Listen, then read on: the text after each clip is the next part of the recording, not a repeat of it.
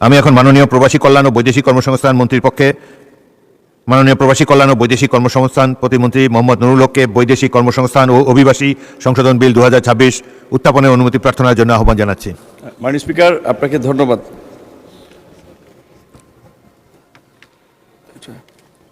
আমি প্রবাসী কল্যাণ ও বৈদেশিক কর্মসংস্থান মন্ত্রণালয়ের প্রতিমন্ত্রী মোহাম্মদ নুরুল হক বৈদেশিক কর্মসংস্থান ও অভিবাসী আইন 2013 অধিকতর সংশোধন কল্পে আনিত একটি বিল মহান জাতীয় সংসদে উত্থাপনের অনুমতি প্রার্থনা করছি। মাননীয় প্রতিমন্ত্রী, আপনি বিলটি উত্থাপন করুন।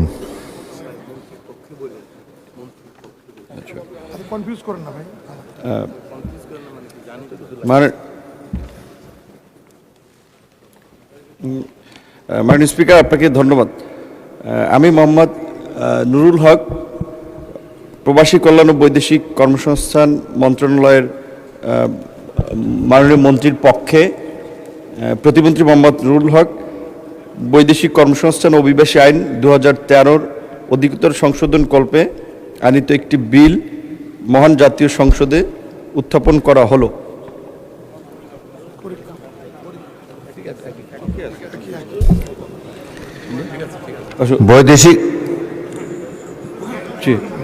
বৈদেশিক কর্মসংস্থান ও অভিবাসী সংশোধন বিল 2026 সংসদে উত্থাপিত হলো।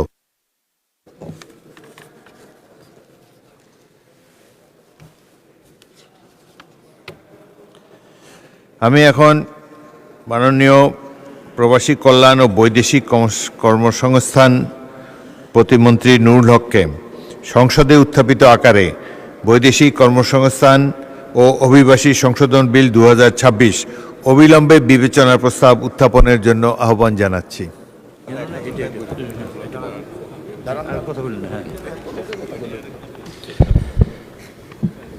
আমি মোহাম্মদ নুরুল হক প্রবাসী কল্যাণ ও বৈদেশিক কর্মসংস্থান মন্ত্রণালয়ের প্রতিমন্ত্রী বৈদেশিক কর্মসংস্থান ও অভিবাসী আইন 2013 অধিকতর সংশোধন কল্পে আনিত বিলটি মহান জাতীয়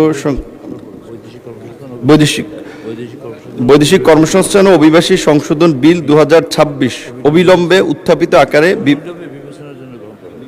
অবিলম্বে বিবেচনা করা হোক।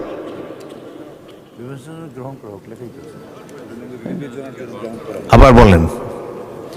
আমি মোহাম্মদ নুরুল হক প্রবাসী কল্যাণ ও বৈদেশিক কর্মসংস্থান মন্ত্রণালয়ের প্রতিমন্ত্রী বৈদেশিক কর্মসংস্থান ও অভিবাসী আইন 2013 অধিকতর সংশোধন কল্পে আনিত বিলটি বৈদেশিক কর্মসংস্থান ও অভিবাসী আইন সংশোধন বিল 2026 উত্থাপিত আকারে বিবেচনা করা হোক।